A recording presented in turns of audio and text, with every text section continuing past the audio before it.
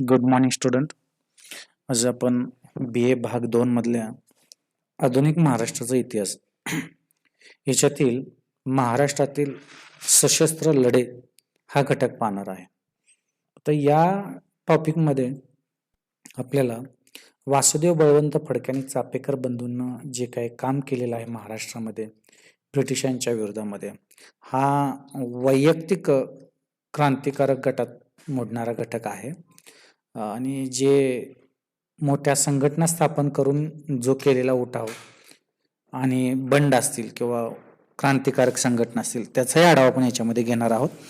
याच्या अगोदर आपण काय करणार आहोत की महाराष्ट्रातले जे काही सशस्त्र लढे आहेत आणि त्या लढ्याचं नेतृत्व कोणी केलं आणि त्या लढ्याचं योगदान काय स्वातंत्र्याच्या चळवळीमध्ये आणि त्याच्यातून स्वातंत्र्यासाठी झालेला फायदा काय आहे ते आपण पाहणार आहोत. आता याच्यामधला पाठीमागच्या लेक्चरला आपण काही घटक पाहिलेले होते जे आदिवासी लोकांनी, भिल्ल, कोळी, बेरड समाजातल्या लोकांनी केलेले उठाव पाहिले. त्यांचे उठाव त्यांच्या हितसंबंधावरती आलेल्या हक्कांवरती आलेल्या गदा म्हणजे हक्कांवरती जी आलेली गदा होती ती दूर करण्यासाठी त्यांनी लढे उभारलेले होते. आता असे लढे वेगवेगळ्या भागामध्ये वेगवेगळ्या व्यक्तींना वेगवेगळ्या त्यांच्या वैयक्तिक त्यांच्या स्थानिक हितसंबंधांना अनुसरून केलेले होते, परंतु असं राष्ट्रीय स्वरूप त्या लढ्याला नव्हतं.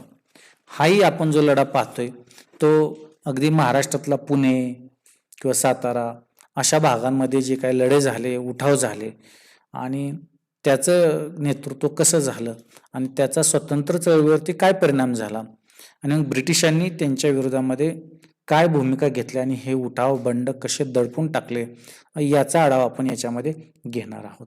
आता याच्यामध्ये प्रमुख जो पहिला आहे तो म्हणजे आद्य क्रांतीवीर वासुदेव बळवंत फडके. याच्याही अगोदर आपण आद्य क्रांतीवीर उमाजी नायकांचा आढावा घेतलेला होता. आता इथं डबल शब्द आलेला आहे की आद्य क्रांतीवीर कोणाला म्हणावं आणि का म्हणावं, हा जरासा वादविवादाचा प्रश्न इतिहासातला. आद्य क्रांतीवीर म्हणजे ज्यांनी क्रांतीला ज्यांनी ब्रिटिशांच्या विरोधामध्ये क्रांती केली, सुरुवात ज्यांनी केली त्याला आद्य क्रांतीवीर असं म्हटलं जातं. मग उमाजी नायकांनाही तसं म्हटलं जातं आणि वासुदेव बळवंत फडकेंना पण म्हटलं जातं.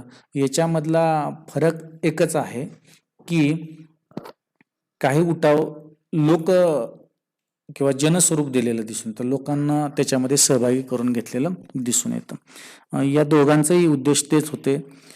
दोघांचं कार्यक्षेत्र ही पुणे जिल्हाच होतं, वासुदेव बळवंत फडके असतील किंवा जे आपण उमाजी नायकांचं पाहिलेलं आहे ते. आता वासुदेव बळवंत फडकेंचं एक वैशिष्ट्य याच्यामध्ये, ज्यांना क्रांतिकारक आपण म्हणतो, त्यांनी घडवून आणलेल्या उठावानं काय झालेलं आहे, क्रांतिकारकांच्या कार्याला एक नवं वळण भेटलेलं दिसून येतं. कारण की सर्वांचेच समस्या वेगवेगळ्या होत्या, त्याला असं काही निमित्त नव्हतं की एकच कारण आहे आणि विचारधाराही प्रत्येकाची वेगवेगळी होती. आता वासुदेव बळवंत फडकेंच्या बाबतीतली जी काय परिस्थिती होती, त्यांच्या मनामध्ये शेतकऱ्यांविषयी निर्माण झालेली कणव आणि त्या काळातली असणारी दुष्काळी परिस्थिती आणि त्या दुष्काळी परिस्थितीचं जे यथायोग्य म्हणता येईल असं नियोजन ब्रिटिश सरकारला करता आलं नाही, हे खऱ्या अर्थाने आद्य क्रांतीवीर वासुदेव बळवंत फडकेंच्या उठावा पाठीमागचं प्रमुख कारण असलेलं दिसून येतं. आता त्यांचा पूर्व परिचय म्हणजे काय, तर ते लष्करामध्ये सुद्धा होते, त्याच्या अगोदर रेल्वेमध्ये नोकरी करत होते, परंतु काही कारणास्तव त्यांना रजा आवश्यक होती, घरी जायचं होतं, त्यांची आई आजारी असल्यामुळे 1871च्या आसपास. परंतु आईला भेटण्यासाठी त्यांना रजा न दिल्यामुळं ते उशिरा पोचले आणि उशिरा गेल्यानंतर त्यांच्या आईचं निधन झालं. याचा राग त्यांच्या मनामध्ये प्रचंड निर्माण झाला की अशा पद्धतीची नोकरी काय कामाची जिथं आपण आपल्या घराकडे लक्ष देऊ शकत नाही. अशा काही गोष्टी त्यांच्या या उठावामध्ये सहभागी होण्यास कारणीभूत ठरलेले दिसून येते. आता त्यावेळेस पुणे हे महत्त्वपूर्ण ठिकाण होतं. पुणे हे ब्रिटिशांनी म्हणजे काही महत्त्वपूर्ण वसाहती किंवा महत्त्वपूर्ण जे काही घटक होते त्यांचे प्रशासकीय मुंबईनंतरचे, ते तिथून चालत होते आणि तिथं जरासं शैक्षणिक वातावरण होतं आणि एक पुढारलेलं केंद्र होतं. हे आपण पाठीमागच्या लेक्चरला पाहिलेलंच आहे. आणि मग या ठिकाणी केलेलं बंड उठाव याचं नेतृत्व इतर भागांमधून सहज करता येऊ शकतं, म्हणून पुणे हे उठावाचं केंद्र त्या कालखंडामध्ये असलेलं दिसून येतं.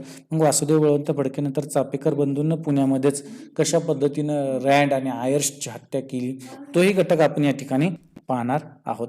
मग त्याच्यानंतर त्यांनी काय केलं की महाराष्ट्रभर काही त्यांनी प्रवास केला आणि प्रवास केल्यानंतर त्यांनी देशभक्तीपर व्याख्यानं दिली. त्या व्याख्यानातून काय झालं, लोकांची काय झालेली आहे त्यांना समस्या कळल्या आणि समस्या कळल्यानंतर त्यांनी या समस्येवरती उपाय म्हणून ज्याचं खऱ्या अर्थाने या परिस्थितीला कारणीभूत कोण आहे तर ब्रिटिश कारणीभूत आहेत. मग या ब्रिटिशांचं जे वर्चस्व कशामुळं आहे, व्यापारामुळं आहे. मग या व्यापाराला जर शह द्यायचा असेल तर काय करावं लागेल, परकीय वस्तूंचा बहिष्कार करून परदेशी वस्तूंचा पुरस्कार केला पाहिजे. हे खऱ्या अर्थाने त्यांनी तत्व त्यांच्या व्याख्यानातून सर्व जनतेला सांगितलेलं होतं. कारण की जर आपण स्वदेशी वस्तूंचा पुरस्कार नाही केला आणि परकीय वस्तूंचा आग्रह जास्त मोठ्या प्रमाणामध्ये केला तर ब्रिटिशांची सत्ता इथं काय होऊ शकते, वाढू शकते आणि विकसित होऊ शकतो. याला शह देण्यासाठी काय केलं त्यांनी, स्वदेशीचा पुरस्कार त्यांच्या व्याख्यानांमधून केलेला दिसून येतं. त्यांनी सुशिक्षित लोकांना कृतिशील बनवून सरकारच्या विरोधी कारवाया करायला काय केलं, प्रवृत्त केलं आणि त्याचं संघटन ते करत होते. मग त्याच्यामध्ये त्यांनी काय केलं, कधी कधी सुशिक्षित असेल किंवा अशिक्षित लोक असतील या सर्वांना त्याच्यामध्ये सामावून घेतलेलं दिसून येतं. मग याच्यामध्ये मांग, रामोशी, हे जे बेरड समाजातली लोक म्हणजे गुन्हेगारी जमातीचे जे काही शिक्के त्यांच्यावरती बसलेले होते त्याच लोकांचं काय केलं, त्यांनी संघटन केलं आणि ब्रिटिशांच्या विरोधामध्ये लढायला त्यांना काय केलं, प्रशिक्षण दिलं, शस्त्रास्त्रांचा पुरवठा केला आणि येणारा जो काही सैनिकांचा खर्च आहे तो काय करायला लागले, ते धनिकांकडून कर्ज काढून पुरवायला लागले, त्यांना पुरवठा करू लागले. म्हणजे अशा पद्धतीनं त्यांची ही भूमिका काय आहे याच्यामध्ये ब्रिटिशांच्या विरोधामध्ये आपण आज बघतोय की पाठीमागचा कालखंड बघतोय की काय होतंय तिथं, की जहालमतवादी मार्गाने कोणतरी आपली मतं मांडतंय, मावळ मतवादी मार्गाने पण मतं मांडतंय, परंतु ब्रिटिश काय आपल्याला तशा पद्धतीचं कोणत्याही प्रकारचं काय करत नाहीत की पुरवठा करत नाहीत किंवा सुधारणा देत नाहीत, हे त्यांनी ओळखलेलं होतं. मग जे सैन्य उभारले ते सैन्य काय करायचं होतं, ते बहुजन समाजाची आर्थिक पिळवणूक करणाऱ्या श्रीमंतांच्या घरावरती सुद्धा हल्ले टाकून त्यांनी काय केलेलं आहे, बहुजनांना त्याच्यातून मुक्त केलेलं आहे आणि त्या दरोड्यातून मिळणारा जो पैसा आहे ते पैसाचा उपयोग त्यांनी काय केला, ही उभा केलेल्या सैनिकी तुकड्यांना किंवा सैनिकांच्या शस्त्रास्त्र आणि त्यांच्या प्रशिक्षणावरती खर्च केला. अशा पद्धतीने एक सशस्त्र लढा, सशस्त्र उठाव त्यांनी त्या प्रांतामध्ये केला. पण त्याच्यानंतर त्यांनी आपले सहकारी वेगवेगळ्या ठिकाणी पाठवले, गटागटाने काय केले, एक संघटन केलं आणि वेगवेगळ्या प्रांतातील दळणवळणाचे मार्ग नष्ट केले. फोनच्या तारा तोडणं, कारागृहावर हल्ला करून कैद्यांना मुक्त करणं, तसेच ब्रिटिश विरोधात जे काही कारवाया केल्या त्या लोकांना सामावून घेणं आणि मग अशा पद्धतीनं 1879च्या दरम्यान त्यांनी काय केलं, ब्रिटिशांच्या विरोधामध्ये क्रांतियुद्धच पुकारलं आणि या सह्याद्रीच्या दऱ्याखोऱ्यामध्ये ते भटकत राहिले आणि ब्रिटिशांच्या विरोधातला लढा त्यांनी चालू ठेवला. अशा पद्धतीनं ही त्यांचं योगदान आहे की ब्रिटिशांच्या विरोधामध्ये आपण सुद्धा काय करू शकतो, आपण लढू शकतो. जर पूर्वीच्या काळी सैन्य व्यवस्थेत असेल असं काही नाही, परंतु ब्रिटिशांनी काय केलं होतं, तैनाती फौज व्यवस्था लावून काय केली होती, ही सगळी सैन्य व्यवस्था खालसा करून टाकली होती आणि आपल्या कडे वळवून घेतली होती सैन्य व्यवस्था, लष्कर व्यवस्था त्यांनी स्ट्रॉंग केली होती. मग अशा पद्धतीमध्ये आपण सुद्धा काही केलं पाहिजे, त्यांच्या विरोधामध्ये जर जायचं असेल तर आपल्याला या पद्धतीनंच जावं लागेल, असा सशस्त्र लढाच उभा करावा लागेल. मग याच्यामुळे त्यांची दहशत चांगलीच निर्माण झाली. मोस्टली पश्चिम महाराष्ट्राचा जो काही भाग होता तो त्यांचा केंद्रबिंदू होता का चळवळीचा. मग दुष्काळग्रस्त भागात लोकांना ते गेले, तिथं लोकांच्या ज्या समस्या बघितल्या, म्हणजे ह्या गोष्टी त्यांनी केलेल्या होत्या की बंडही करायचं, ब्रिटिशांच्या विरोधामध्ये लढाई द्यायचा आणि दुष्काळी परिस्थितीचं काय करायचं, शेतकऱ्यांना सहकार्यही करायचं. मग याच्यामुळं काय झालं, ब्रिटिशांची व्यवस्था कोलमडायला लागलेली होती. असे वेगवेगळे उठाव होणारच होते. मग त्यावेळेसचा मुंबईचा जो गव्हर्नर होता रिचर्ड टेम्पल यानं काय केलं की जो कोणी वासुदेव बळवंत फडकेचं शिर कापून आणेल त्याच्यासाठी काय आहे, 20,000 रुपये काय केले, बक्षीस ठेवलं. आता यावेळेस बक्षीस ठेवल्यानंतर उलट वासुदेव बळवंत फडकेनेच त्याच्यापेक्षा दीडपट रक्कम मी देतो आणि त्या गव्हर्नरलाच मारायचं जर कोणी काम करत असेल तर मी त्याला ते बक्षीस देईल असं त्यांनी सांगितलं. मग याच्यामुळे काय झालेलं आहे की ब्रिटिशांच्या या जी काय जी त्यांनी पत्रक काढले होते, जे बक्षीस ठेवलं त्याला कोणी दाद दिली नाही हे त्याच्यावरून समजतं. मग त्याच्यानंतर त्यांनी काय केलं, 13 मे 1879 रोजी काही कार्यालयांना, ब्रिटिश कार्यालयांना आगी लावायचं सुद्धा काम केलेलं दिसून येतं. मग त्यांचं काम अशा पद्धतीनं वाढत चाललं होतं, ब्रिटिश सत्तेला धोका निर्माण होऊ शकतो म्हणून सरकारनं काय केलं, मेजर डॅनियल याची त्यांना पकडण्यासाठी नियुक्ती केली. आता नियुक्ती केल्यानंतर मग त्यांचे शेवट जे सापडले ते महाराष्ट्रातच एक ठिकाण आहे गाणगापूर.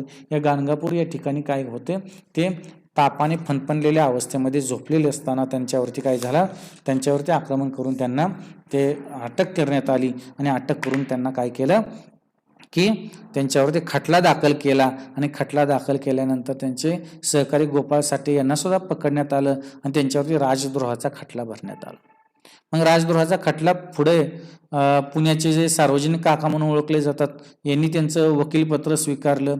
नंतर मुंबई उच्च न्यायालयात त्यांचे वकीलपत्र चिमाजी आपटेने स्वीकारलं, परंतु न्यायालयाने त्यांना जन्मठेपेची शिक्षा दिलेली दिसून येते. अशा पद्धतीने मग नंतर त्यांनी सन 1880 मध्ये एडनच्या तुरुंगामध्ये पण त्यांना पाठवण्यात आलं आणि तिथून त्यांची रवानगी करण्यात आली. परंतु खिडकी मोडून ते काय करत होते, उडी मारून जाण्याचा प्रयत्न करत होते, परंतु ते पुन्हा पकडले गेले आणि त्यांचा आतोनात तिथं छळ केला गेला आणि 17 फेब्रुवारी 1883 रोजी काय झाला, त्यांचं या सर्व संघर्षामध्ये मृत्यू झालेला दिसून येतो. अशा पद्धतीनं काय आहे की एक प्रकारचं वासुदेव बळवंत फडकेंनी एक महाराष्ट्रात ब्रिटिश सत्तेच्या विरोधामध्ये सशस्त्र संघर्ष केलेला दिसून येतो. अशा अनेक गोष्टींचा आढावा आपल्याला याच्यामध्ये घ्यायचा आहे.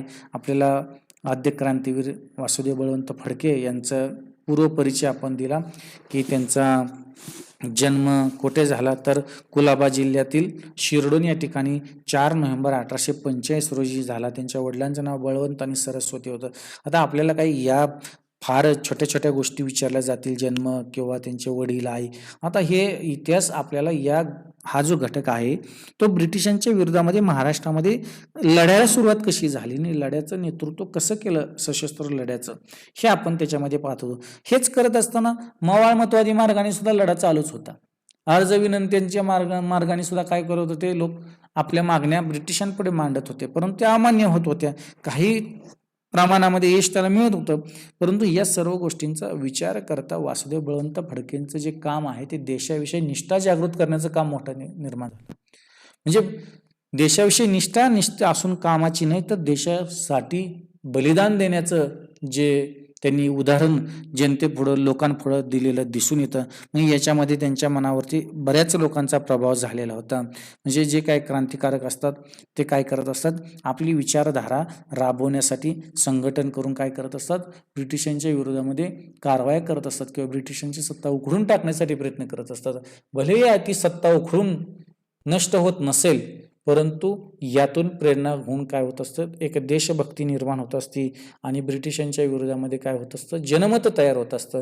आणि हेच जनमत कधीतरी ब्रिटिशांना हाकलून देण्यासाठी, ब्रिटिश जाण्यासाठी कारणीभूत ठरलेलं दिसून येतं. म्हणजे छोटे छोटे लढे सुद्धा, छोटे छोटे उठाव सुद्धा, किंवा ह्या व्यक्तींनी आज बलिदान दिलं, पण ते बलिदान दिलं कशासाठी, तर या भारत मातेची सेवा करण्यासाठी.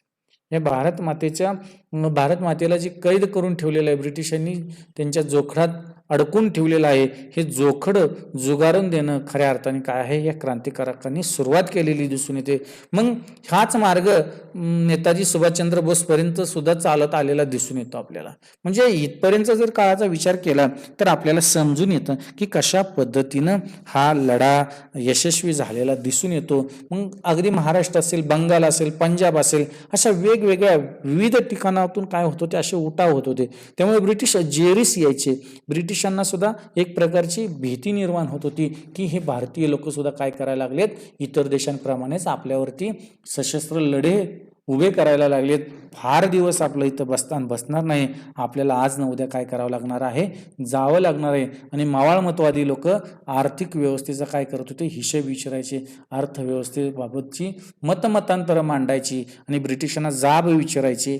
यातून काय झालं, लोकप्रबोधन मोठ्या प्रमाणामध्ये निर्माण झालं आणि याचं नेतृत्व पुढे महात्मा गांधीजींना सकल राष्ट्रीय चळवळ उभी करून केलेलं दिसून तर या वेगवेगळ्या घटकांना सामावून घेतलं, जे आजपर्यंत राष्ट्रीय चळवळीच्या प्रवाहाच्या बाहेर होते. असे प्रवाहाच्या बाहेर असणारी लोक याच्यामध्ये आणून त्यांनी काय केलेलं आहे, एक प्रकारचं राष्ट्रीय चळवळीला लोकस्वरूप दिलेलं दिसून येतं. अशा पद्धतीनं हे एक प्रकारची जी क्रांती सुरू झालेली महाराष्ट्रातील सशस्त्र क्रांती ती पुढे नेण्याचं काम वासुदेव बळवंत फडकेंनी यथायोग्य केलेलं दिसून येतं. अशा पद्धतीनं हा घटक आपण या ठिकाणी पाहिला. तो आपल्याला समजला असेल, नसेल समजला तर आपण कमेंट बॉक्समध्ये किंवा आपल्या ग्रुपवरती प्रश्न विचारू शकता, काय अडचण असतील तर. ओके, धन्यवाद.